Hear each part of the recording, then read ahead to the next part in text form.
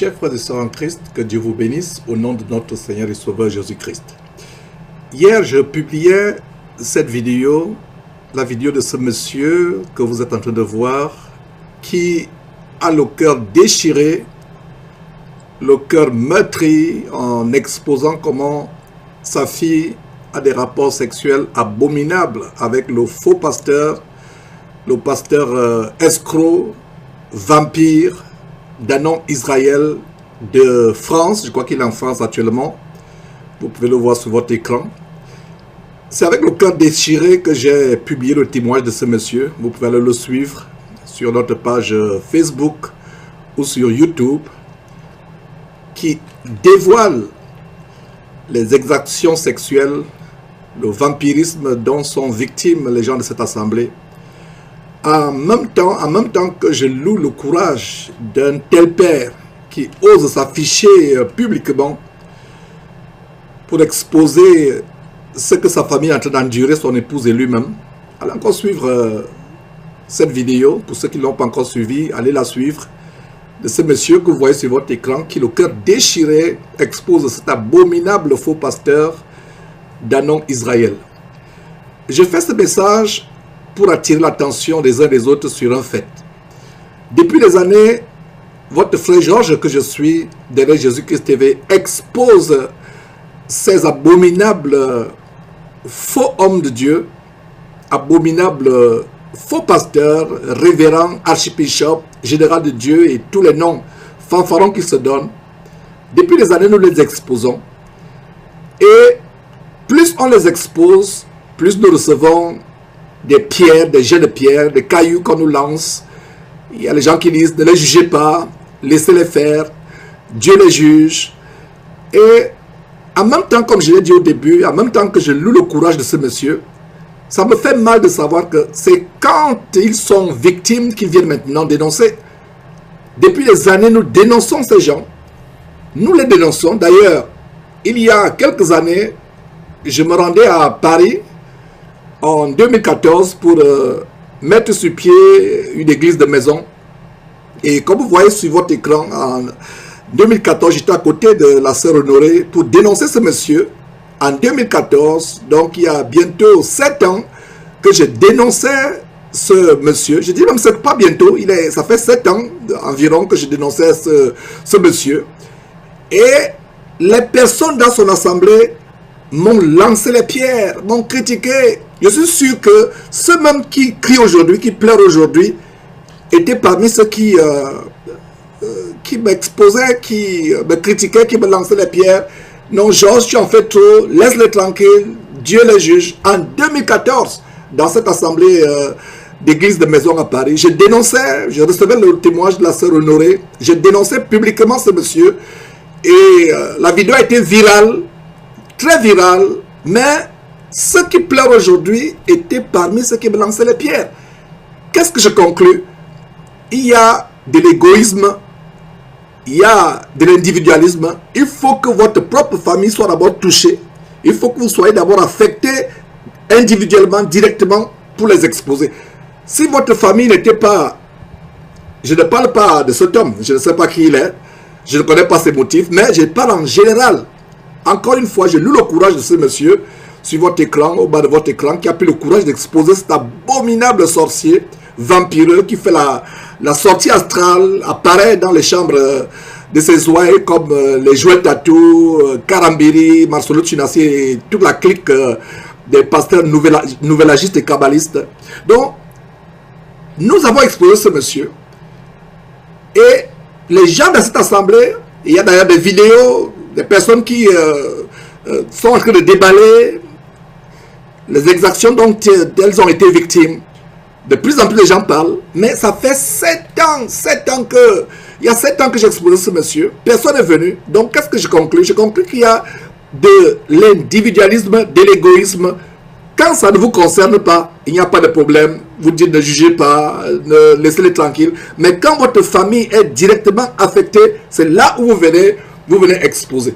Que dit la parole de Dieu? La parole de Dieu dit de ne point prendre part aux œuvres infructueuses des ténèbres, mais de les dénoncer. Vous pouvez lire cela en Éphésiens chapitre 5, verset 11, qui dit « Ne prenez point part aux œuvres infructueuses des ténèbres, mais dénoncez-les. » C'est un mandat que tout chrétien a, de dénoncer ces faux pasteurs. C'est la même chose dans Tite chapitre 1, à partir du verset 10 d'ailleurs, vous pouvez lire verset 10 et suivant, que ces faux pasteurs bouleversent les familles entières, enseignant pour un gars honteux ce qu'il ne faut pas enseigner. Et il a dit qu'il faut leur fermer la bouche. Il faut leur fermer la bouche. Ce n'est pas le mandat de Georges seulement. Ce n'est pas le mandat de X ou Y de Jésus qui TV. C'est le mandat de tout chrétien. D'ailleurs, au bas de cette vidéo, il y a quelqu'un qui a fait un commentaire en disant « Georges, moi aussi j'ai été victime d'un faux pasteur. Je ne peux pas le dénoncer parce qu'il m'a dit que si je le dénonce, je vais mourir. » Alors je lui ai répondu immédiatement en disant que, cher ami, si tu ne dénonces pas ce faux pasteur, alors là tu vas véritablement mourir. Tu vas véritablement mourir.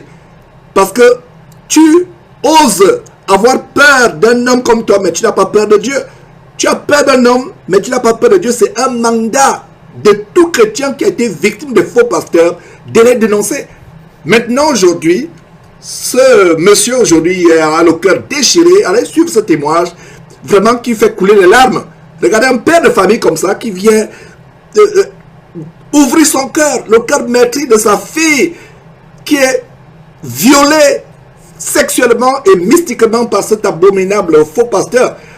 Et ce n'est même pas le seul cas qu'on a exposé. On a tellement exposé des cas des actions sexuelles. Mukuna, en République démocratique du Congo, ils sont nombreux. David Storm, d'ailleurs, il y a aussi ce couple que vous voyez sur votre écran qui ont exposé l'abominable David Storm, l'un des pasteurs stars de cette chaîne abominable en ces mois, Canal International. Un boulevard pour mêler des chrétiens en enfer. Voilà donc David Storm qui a été exposé par la même chose. Ce couple que vous voyez, il a déviergé abominablement leur fille. Et voilà des choses que nous exposons depuis.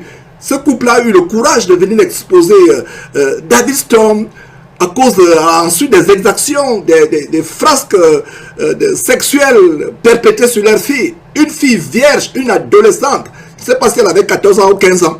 Voilà des véritables pédophiles. Comme voilà David Storm sur votre écran avec son abominable épouse qui est dans une jézabélisation outrancière actuellement. Escroquant les gens, et il semblerait que ce David Storm d'ailleurs est en cavale, poursuivi par la justice. Je ne sais pas si c'est la justice française ou la justice aux Antilles. Donc voilà des choses qu'on a dénoncées. Donc en fait, je fais ce petit message pour exposer l'égoïsme de certains chrétiens. Quand ce n'est pas leur famille qui est touchée, ils se taisent. Depuis des années, ils sont dans ces camps de concentration, envoûtés, ensorcelés par ces marabouts. Personne ne lève le petit doigt pour les dénoncer. C'est quand ça leur arrive, c'est quand c'est leur femme qui est touchée, leur enfant qui est touché, leurs filles, leurs garçons qui sont touchés, c'est là où ils se lèvent pour dénoncer. Ça, c'est l'égoïsme. C'est l'égoïsme. Tant que ça ne vous arrive, il faut vous dire, ok, ça ne me concerne pas. Et chaque fois qu'on a vu ces pasteurs être dénoncés par leurs victimes, c'est parce que les victimes individuellement ont été exposées à leur maraboutage ou à leur escroquerie. On a vu le cas avec Madou Abraham.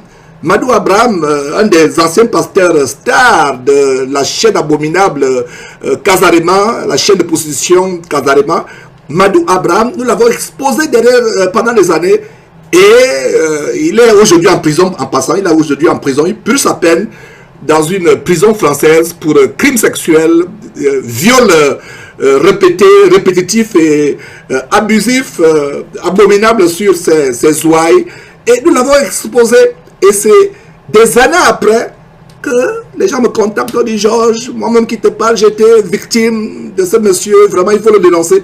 Tu veux qu'on le dénonce parce que tu as été victime. Mais quand ils escroquent, ils font aux autres ce qu'ils t'ont fait, tu n'exposes pas. Donc je fais cette vidéo pour exposer l'égoïsme de certains chrétiens. L'égoïsme, c'est quand ils sont affectés directement qu'ils sont prêts à dénoncer.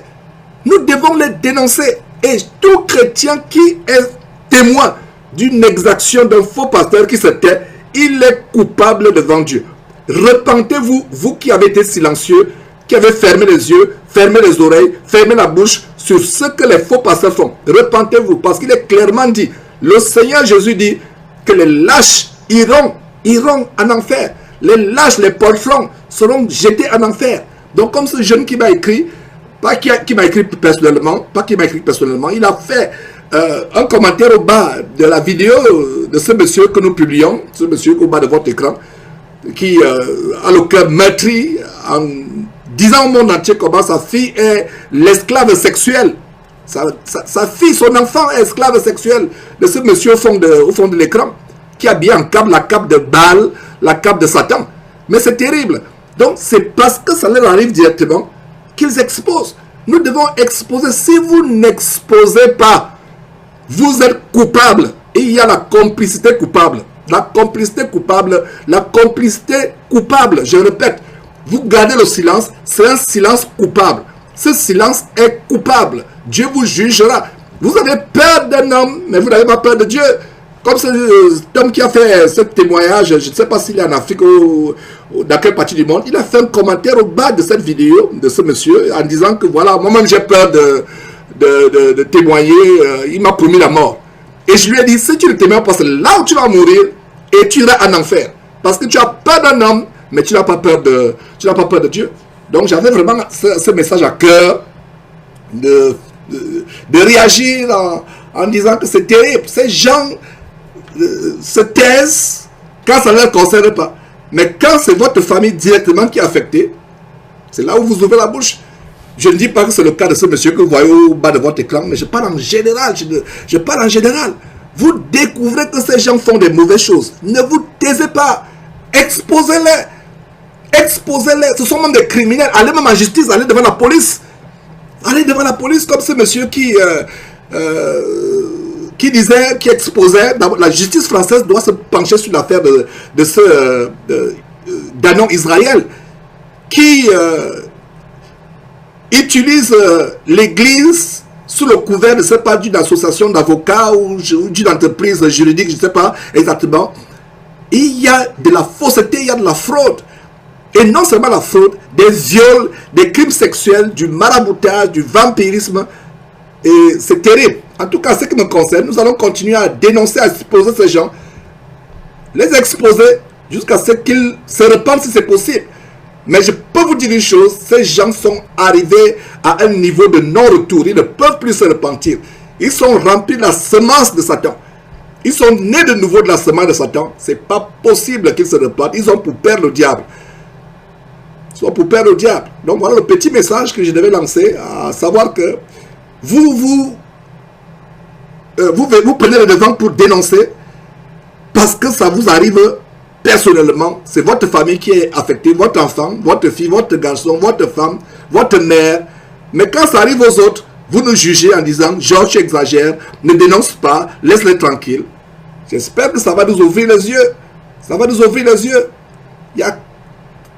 Il y a 7 ans, j'ai dénoncé ce monsieur à Paris, comme vous pouvez voir au bas de l'écran. J'étais à côté de la sœur Honorée. Nous dénoncions ce monsieur publiquement. La vidéo a été virale.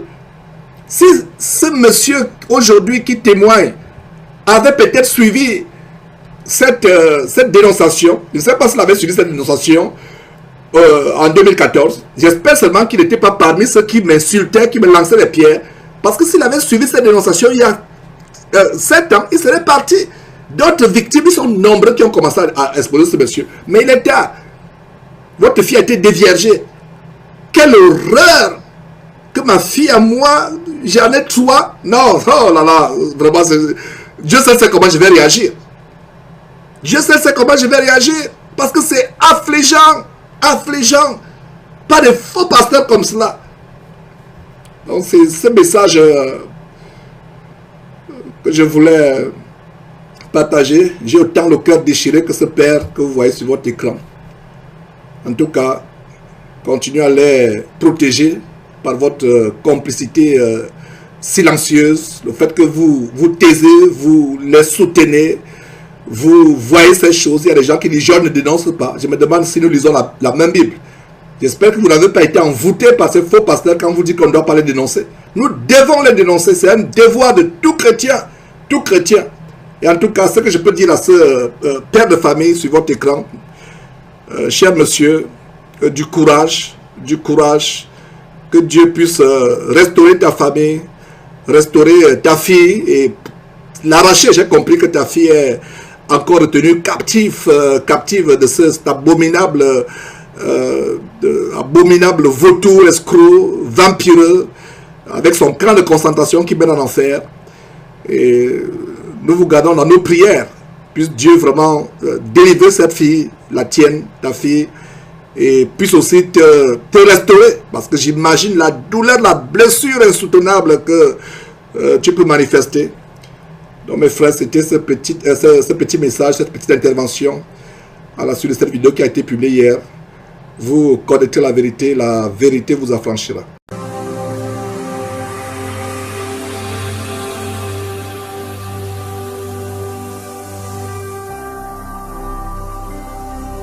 Jésus-Christ TV, vous connaîtrez la vérité et la vérité vous affranchira.